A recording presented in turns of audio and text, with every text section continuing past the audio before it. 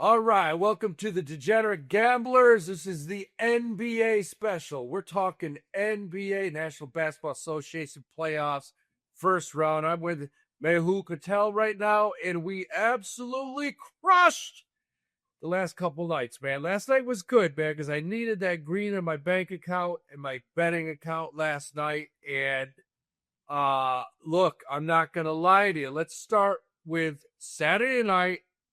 I'm at a wine bar with my girl, and we're both just not fixated on anything else but the Knicks down 12 going into like the fourth quarter. I'm not gonna lie, I was shitting my pants because you and I have seen the Pistons, Yeah. and they have good players. They have good young players, but the bottom line was this was a playoff game, and experience won this game. That's what it came. Oh yeah. Or I would say inexperience lost the game. Sure.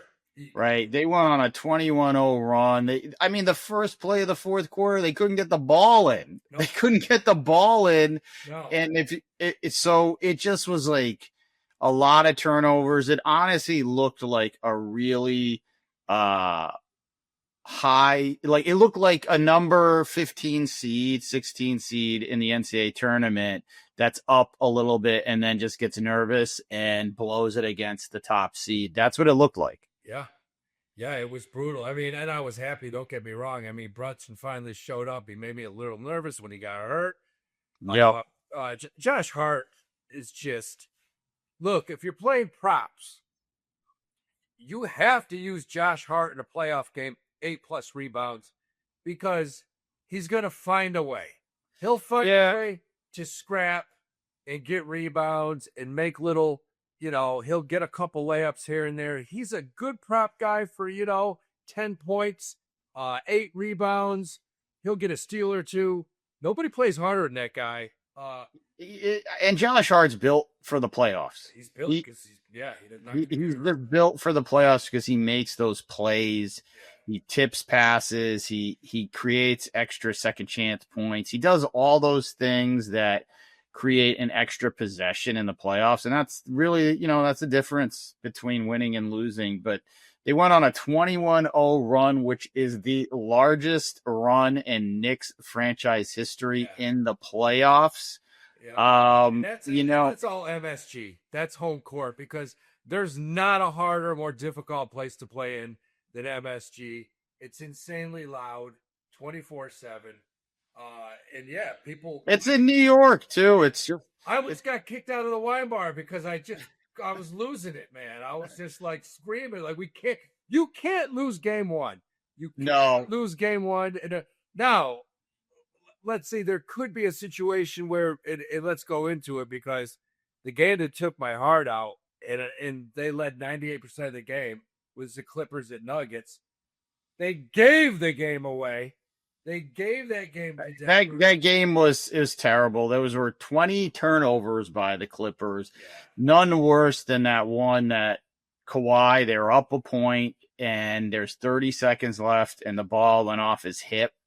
Yeah. And it was a freakish turnover, and I just think it was a freakish result, and the Nuggets got pretty lucky.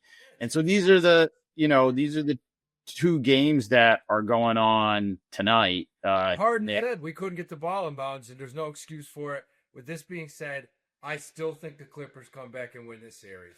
I still think it's look, I have props taking them 4-2 and 4-1. I still think they're going to rattle off 2 or 3 straight wins at some point in this series. An interesting statistic in the NBA playoffs, when a home team loses game 1, they win game 2 77% of the time. Even when the home team wins game 1, they win 74% of the time. We got 8 games, which means 6 of them historically should be won by the home team. I do not think game 2 of the Denver LA Clippers game will be one where the home team wins. I think the Clippers cover this. They're the only road team of the 8 game 2s that is the favorite, -1.5. I think they're going to win this. I just think they are the better team. They can get more stops. And that was just a freak show of turnovers.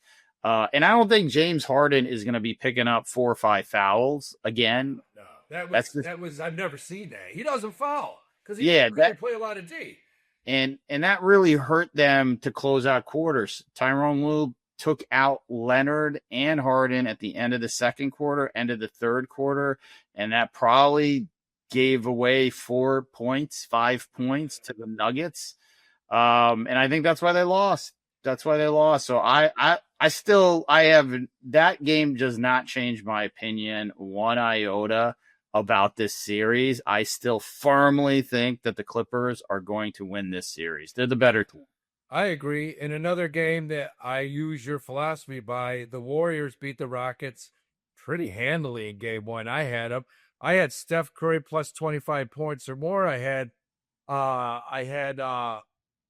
playoff Jimmy Butler at 20 points or more. I had a nice parlay with them. I think the Warriors take game two against Houston.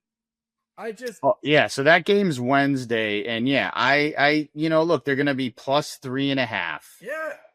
It's hard not to take the points. Now look, the one thing about that game is the Houston didn't play that bad. Like they out rebounded them offensive boards 22-6. It was Van Fleet couldn't hit a three. No, could not hit a 3-point shot. But let's run through them, Howie. So we got first game 2 is Knicks versus Detroit. That's tonight. 7:30 tonight. You know where I'll be. 6.5 points. How are you feeling about this game? I watch these guys play, and don't be surprised if this game's close in the first half again. Don't be surprised if the Pistons are leading at the half by a couple, because these guys are young. You saw what Cunningham can do. But again, I just think the Knicks at some point will make that 3 to 5 minute run where the Garden's going crazy. Detroit can't get a timeout.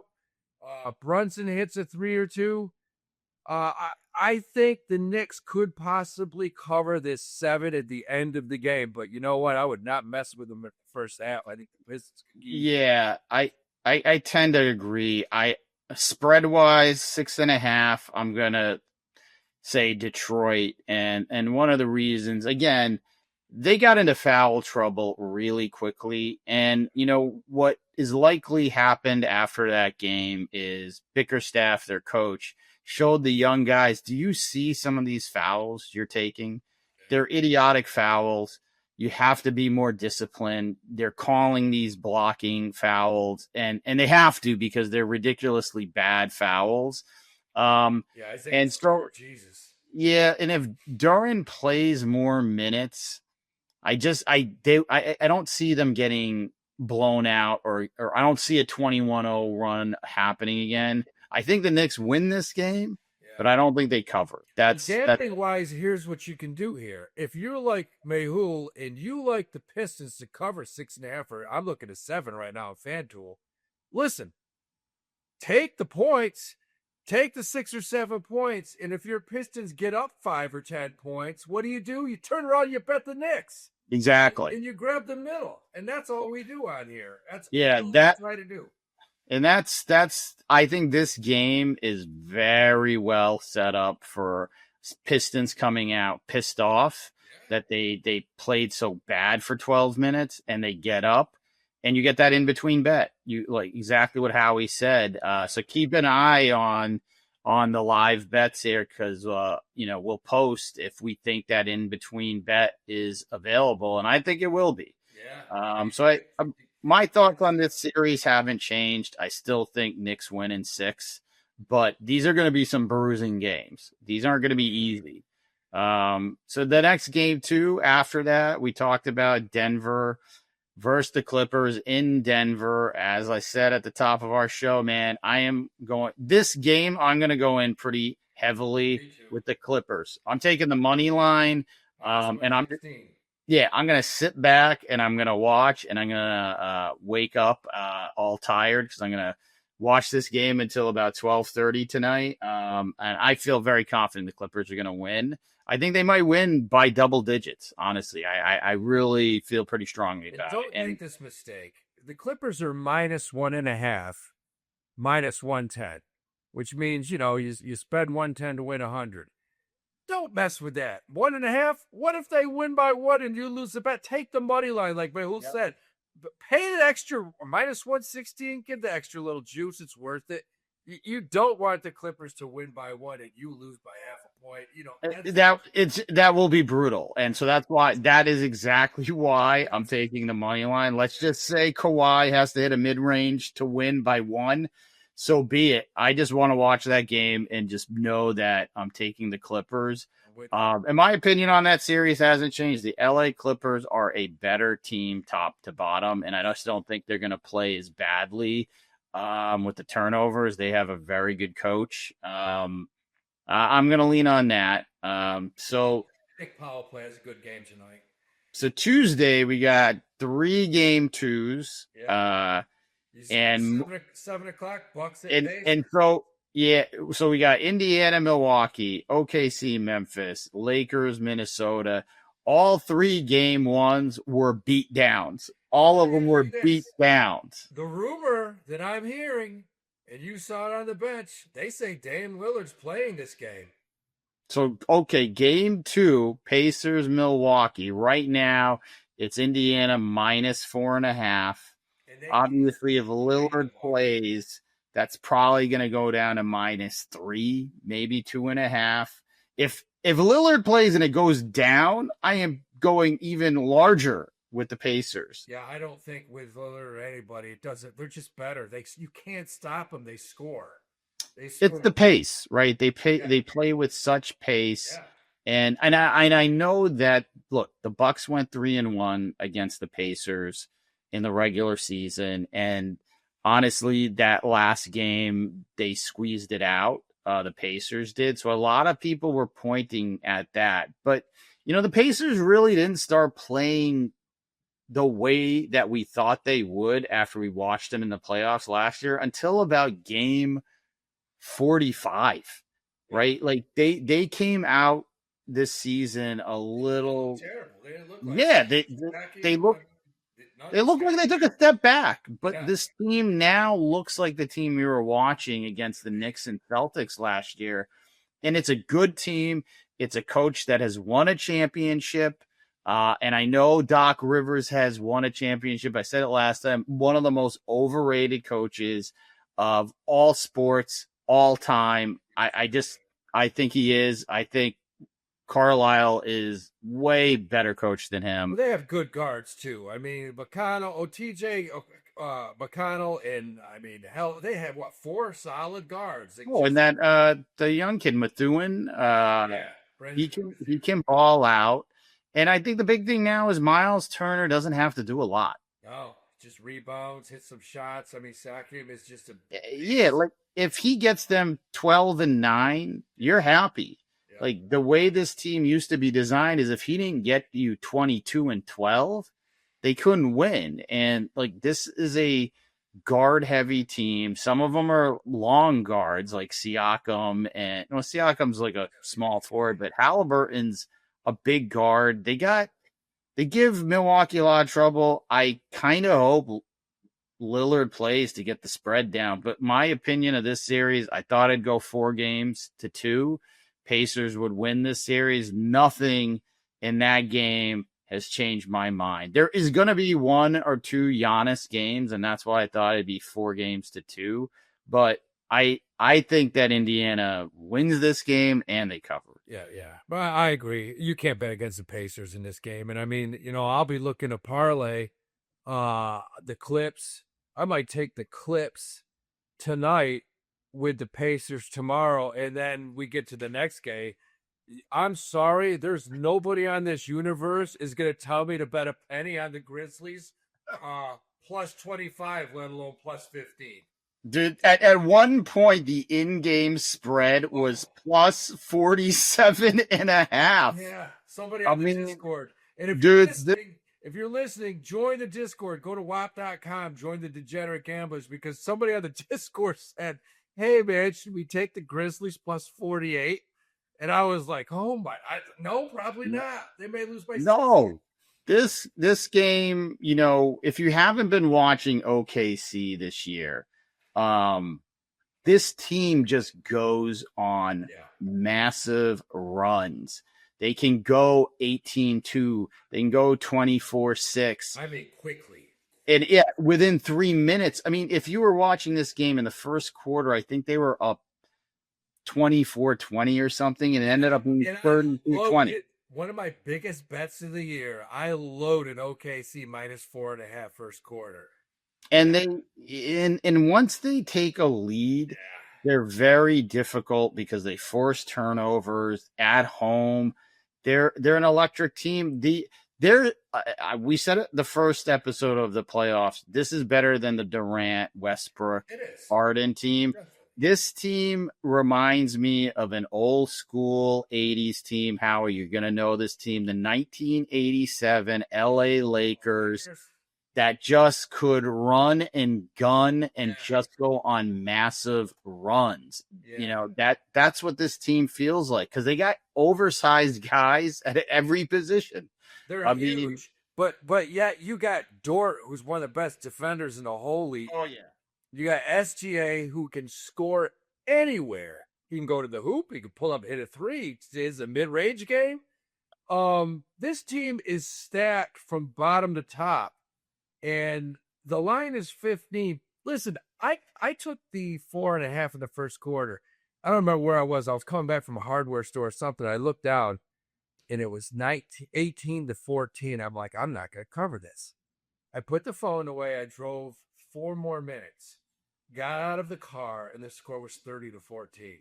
Yeah, I mean that's who this team is. I took the first quarter and the halftime on this thing. I loaded up as well. And I'll do it again. I'll take first quarter again, Mayul. I'll take him again. Yeah, you know what's good is if you take the first quarter on this, and let's just say the Grizzlies hang around and they get up 16-10, I would hit OKC again for the game spread. If that thing gets down to 11.5, you kind of actually want the Grizzlies to start off well so you can get a good in-game bet and bring that game spread down. But there's just no way that I'm going to take the Grizzlies. They have not beat the OKC Thunder since December of 2022. Is that like 9 games? Now it's 10 games. 10 games? Now it's 10 games, and most of these games haven't been close. No, they own them. They own the Grizz, and it's bad. Yeah, it really is, and I don't know exactly technically what they're doing to this team that's making it so difficult for them to score, but whatever it is, it's working. And you got to also remember is the Grizzlies have a coach on the sidelines that's been coaching for about 3 weeks. 4 weeks. And, similar to what's going on in Denver, that catches up to you when you have an avalanche like this. And this was one of the most epic beatdowns I've seen in years. And this is a historic team. Watch out for the Thunder are no joke. They may only end up losing 1 or 2 games before they get to the NBA Finals, because I don't see anybody beating them 4 out of 7 times. So absolutely nothing about this game 1 changed my opinion on what's going to happen in this series. I still think it's going to be a sweep. I don't think Memphis has got it in them to get a game off them. I don't know if you have a different opinion on that. No.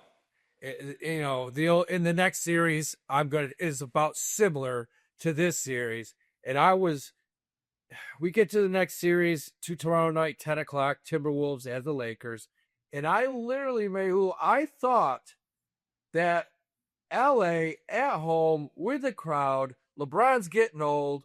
I said, they're going to fight. This is going to be a close. The one thing that series, the light that shined on me, and I have no problem saying it, LeBron James is done. He needs to retire, because I watched him try to move laterally. He can't move. It's not even, he's just there. He's done. He's done because he couldn't do anything offensively to take a little pressure off of Doncic. And Luka kept him in. He did all he could. But the rest of that team, they're not talented. They're not good. They're not good. They're not. And, look, I like Austin Reeves' game. I really think he's a solid basketball player. I always for most teams, though.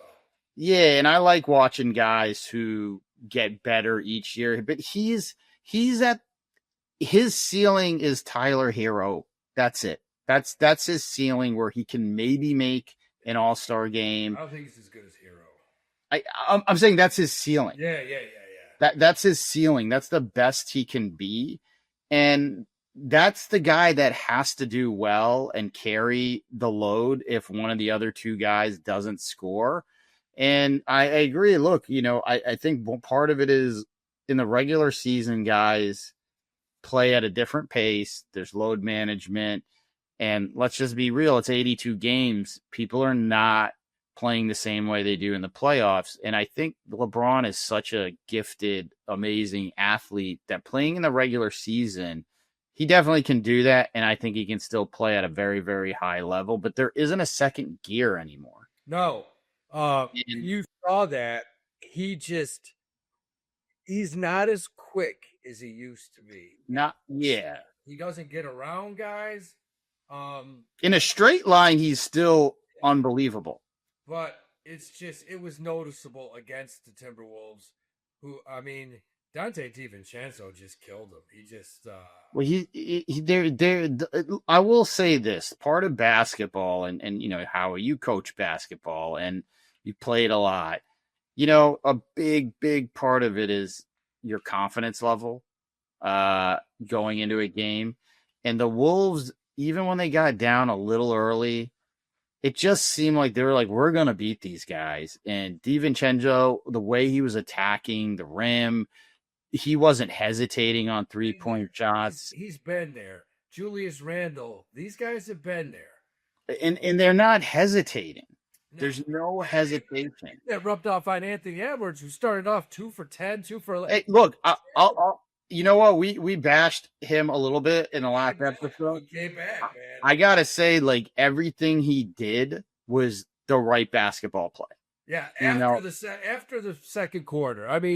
He started off 2 for 10, 2 for 11, and I'm like, there he goes again, shitting against a good team. And I'll tell you what, those guys around him that were dominating, I think it rubbed off on him because his confidence went through the roof in the second half. He was a one-man rep. And he was making the right passes. Yeah. He was actually, he was starting to see, you can see him recognizing, he's like, well, Luka's not the only one who can get a defense to collapse. Yeah. And, look, are the Wolves going to hit that many threes again? I don't know. But basically, it just looked like the Lakers said. It was Naz Reid. Naz Reid was, I've never seen him light it up like that. And none of his shots were even touching the rim. No, and it was fading away. It was just like, no, these were shots where you're like, oh no, why are you taking that? And he was hitting them, and it's like, you remember Steven Jackson when he would get hot? It was sort of like that, where Steven Jackson would take awful shots, but when he was hot, he would hit. And Naz Reid is like, he's like a long version of him.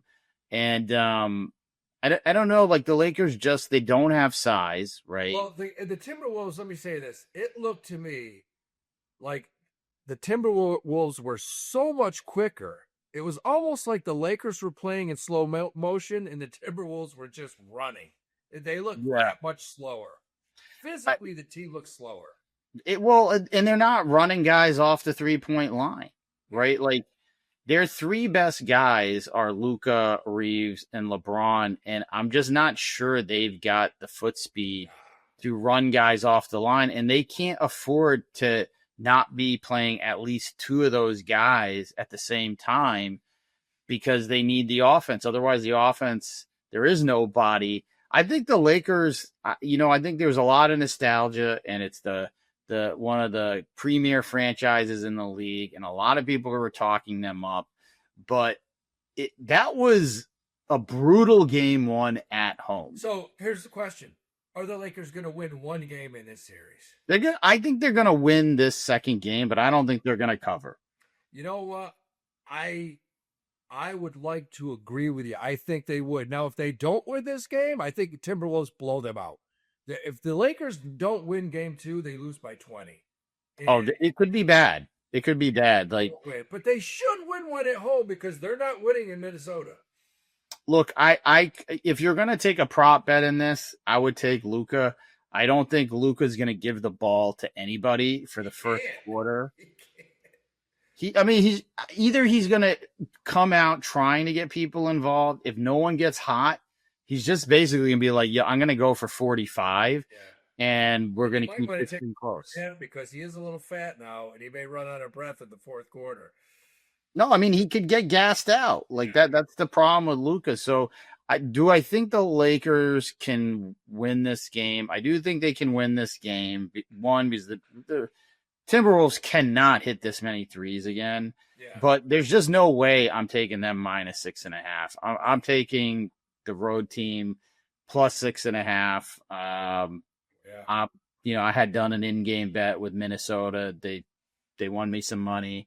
Until the Lakers show me that they're going to run them off the 3-point line, I don't see any reason not to take the Wolves. So I'm taking the Wolves plus 6.5. I do think the Lakers should win this game, but close game.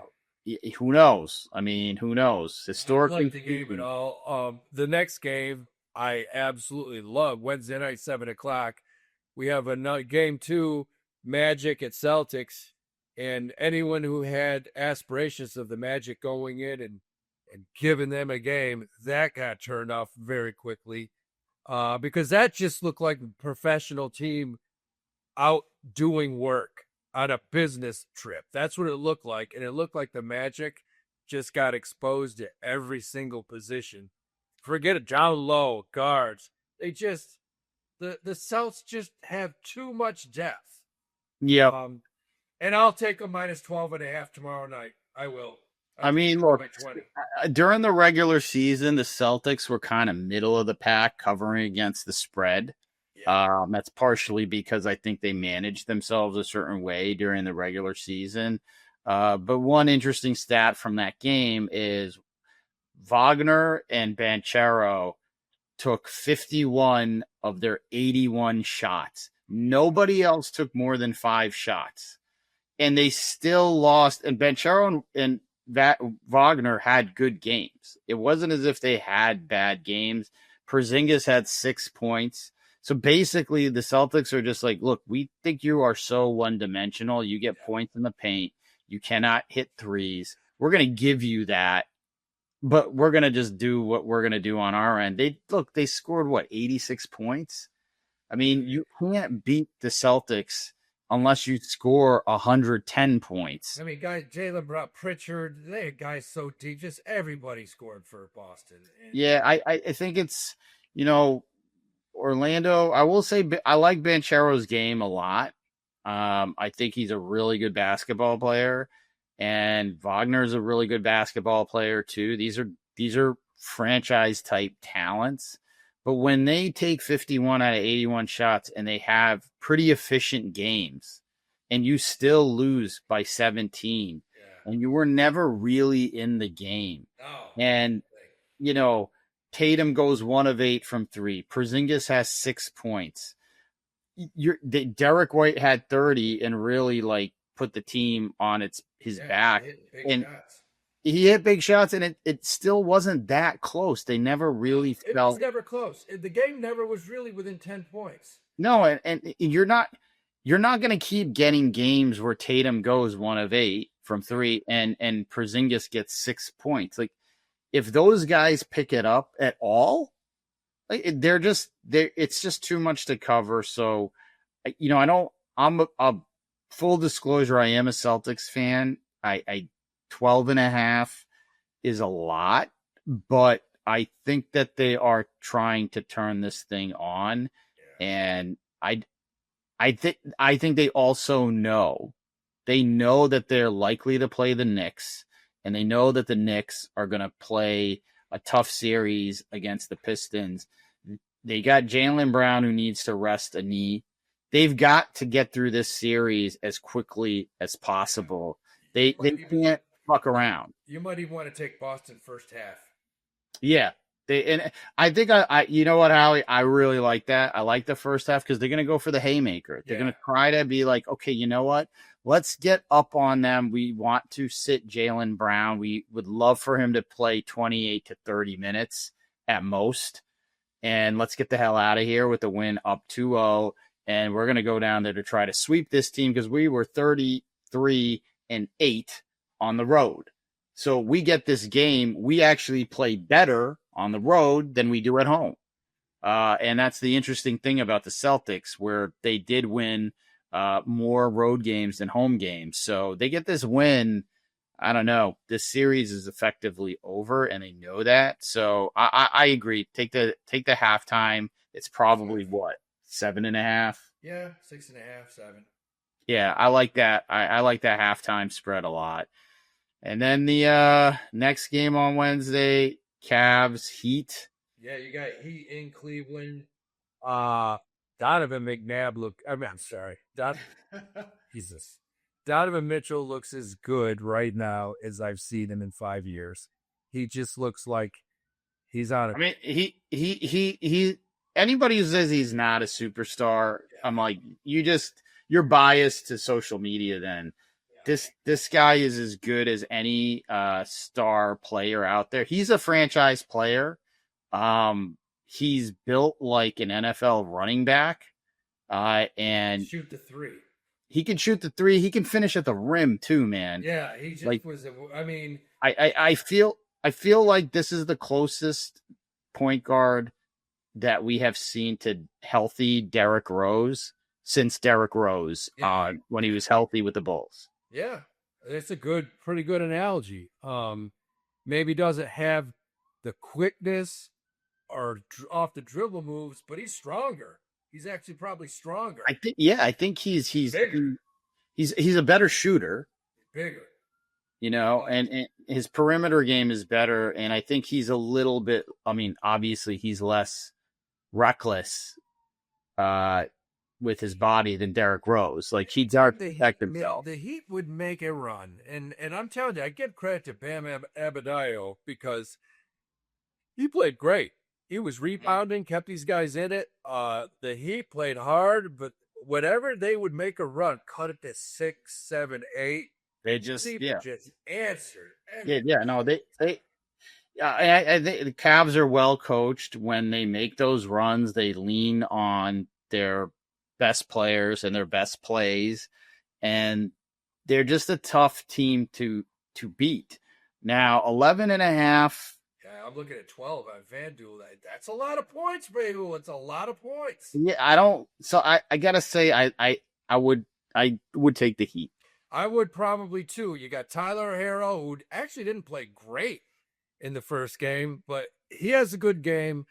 And if they rebound like they did with Cleveland, this could be a closer game. I agree. I could see a 4 or 5 or 6 point. And Spoelstra's a good coach. Great coach. You know, he really is. He's gonna make some adjustments. I'm not saying the Heat are winning this game. It could be a good game. I really don't think they're gonna win this game, but they got pride. They're not going to get blown out, man. Unless Cleveland just rains 3-point shots, there's nothing you can do when that happens. But I just see Miami hanging around. And if they lose, it's by 7, 8, 9 points.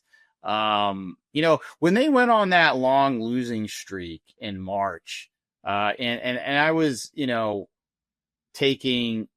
I was taking them a lot because I was like, okay, they're gonna snap out of this. They covered a good amount of those, but you know, those were mostly close games. Yeah, they plays everybody tough, and they just don't get blown out that often. So I like Heat plus 11.5. Yeah, I like that. 12 on FanDuel, plus 12 right now. Plus 12, yeah, I like that. I like that. I may use that also I may alt it up a few points because this next game, the final game, Wednesday night, 9:30, The Warriors are +3 on the road. They won game one. Vegas thinks the Rockets, and they could. They have the talent, but they think the Rockets are going to come back and tie it up.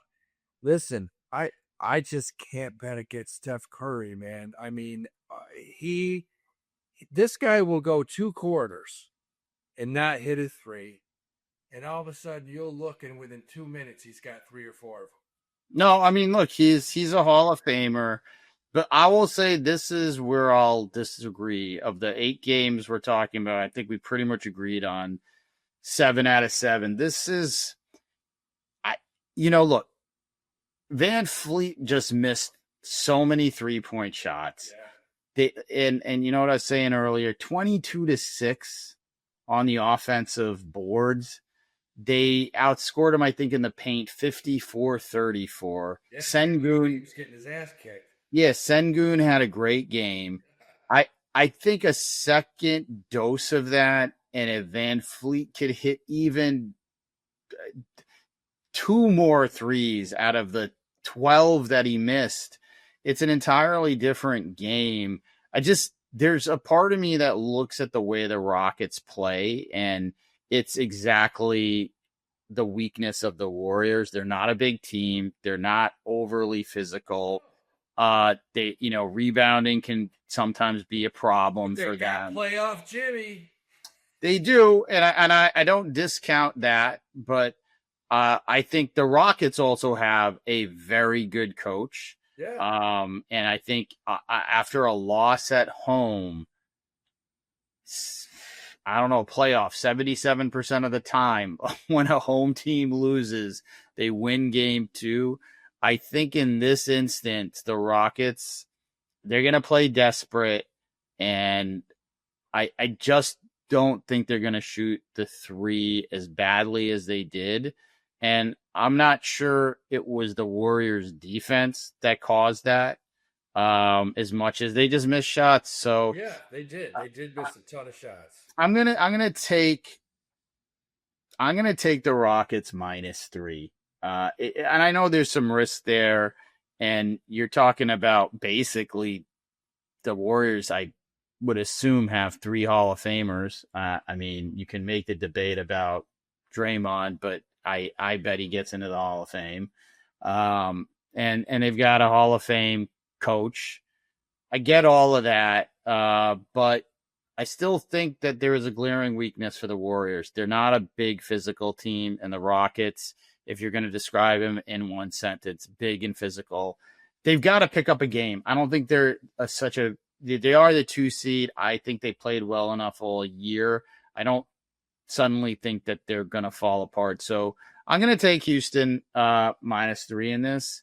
But it doesn't change my opinion of the series. It's really hard for young teams to come into the playoffs after they had almost no success prior to this year, similar to Detroit. Yeah, they're both great stories, but it's really hard to come into the playoffs and then win, because as much as you were saying it's really hard to win at MSG, it's really hard to win in Golden State too. Oh, yeah.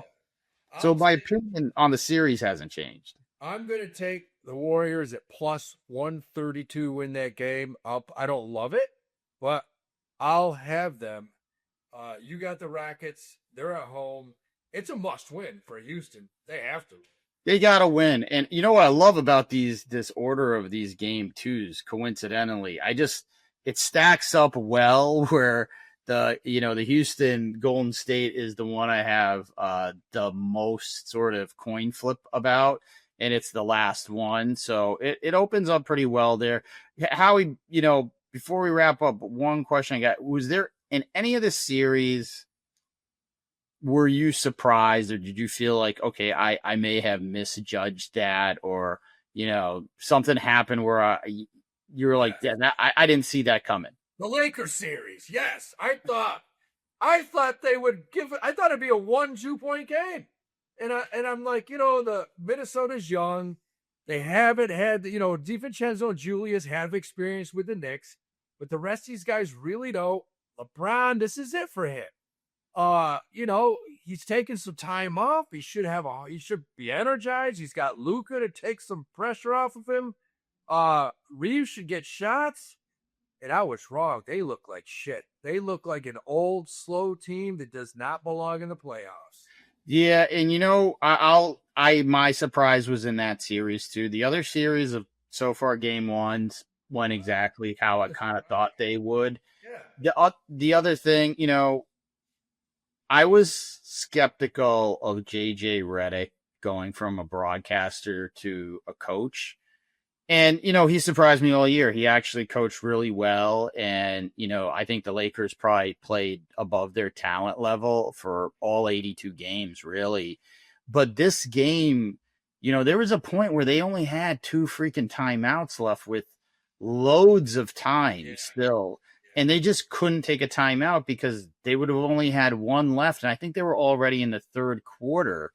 And I just kind of felt like they didn't make any in-game adjustments when the Wolves were going on these runs. And when Edwards sat, they actually grew the lead. Yeah, JJ Redick, look, he doesn't know his dick from his ass. This guy's never coached. He doesn't. He went in to babysit LeBron and to keep everybody from, absolutely just losing it. And they brought in Doncic, Luka, which was a brilliant move. Is it going to change anything? Hell no. They're in the shitter, man. The Lakers. Yeah, and so that was my biggest surprise. The what I thought may happen at some point in the year happened here, where I was like, that feels a little bit like the Lakers coaching staff got exposed. Yeah. I mean, and a lot of guys that know the NBA way better than me, they said this a long time ago. They said, "What are they doing, bringing in this child?" He has no. Go back to. Well, and it did show there because I forget Minnesota's head coach, but he's underrated. He's an underrated coach. Oh, shit. He's his father was great. Why can't I think of his damn name? Because my mind is shot. He's the guy who blew out his ACL on the sidelines last year. They love him, man. People love him. Where was he before that? He was in another. I don't know, but what they did last year was kind of remarkable with Gobert and Towns, and then they trade Towns, they bring in Randall, and Randall was out for like a few months, really, it felt like. And he's integrated him back in, and Dante looks like he has a role. And it looks like it took them all the entirety of the 82 games to get into the rhythm. And so I do think he's a really good coach. And so that was the biggest surprise. I didn't think that Redick would have such a face plant in game 1 at home. And that's why, I still, think that Minnesota will win the series. But Chris Finch, that's who it is. Chris Finch, yeah. Yeah, I could not think of his name. I like Bickerstaff too, man. I think he's a hell of a coach. Yeah, he's a son of a coach, right? And Bernie Bickerstaff. Yeah, I love that guy. He's just a good coach. I mean, these guys have been around. They know the game. JJ Redick, he's good with podcasting, and I just no one saw that one. I just, No, I mean, coaching and playing are 2 different things. Yeah, I mean, we've seen that. So that was my biggest surprise. I expect the series to go the way we thought so far. And the other ones, no big surprises. Obviously, it's always hard to, nail the spreads, but I feel pretty confident about these game 2s going in. I really do. But tonight, again, we got Knicks, Pistons, Nuggets, Clippers, and I'm going in large on the Clippers. I probably won't put too much on the Knicks Pistons. I think I'm going to enjoy just watching that game. But if the Pistons, get up on the Knicks, I wouldn't mind doing an in-game. And and that's all we do. We bet in-game, and you got to join. You got to go to Whop.com. You got to go to YouTube. Follow at Howie Dewey on YouTube. Go to Whop.com. Join the Discord, because that's where we put, Behul and I put all our live bets. In-game live bets, and that's where you make your dough. You're hedging, or You get great value on an underdog that is winning. So that's what you got to do. We're going to have this episode out on YouTube coming up here tonight before the games. And join. Just go to whop.com, join the Degenerate Gamblers. We got baseball, basketball. Cried. We hit parlays last night. It's been a good 3 or 4 days. I think we were 3 for 3 in the NBA last night. Yeah, we did well. We did well. All right, so that's it. We got the next 2 games we just covered, and we'll be back at it Thursday or Friday. We'll be on here again. All right, man. Later, guys.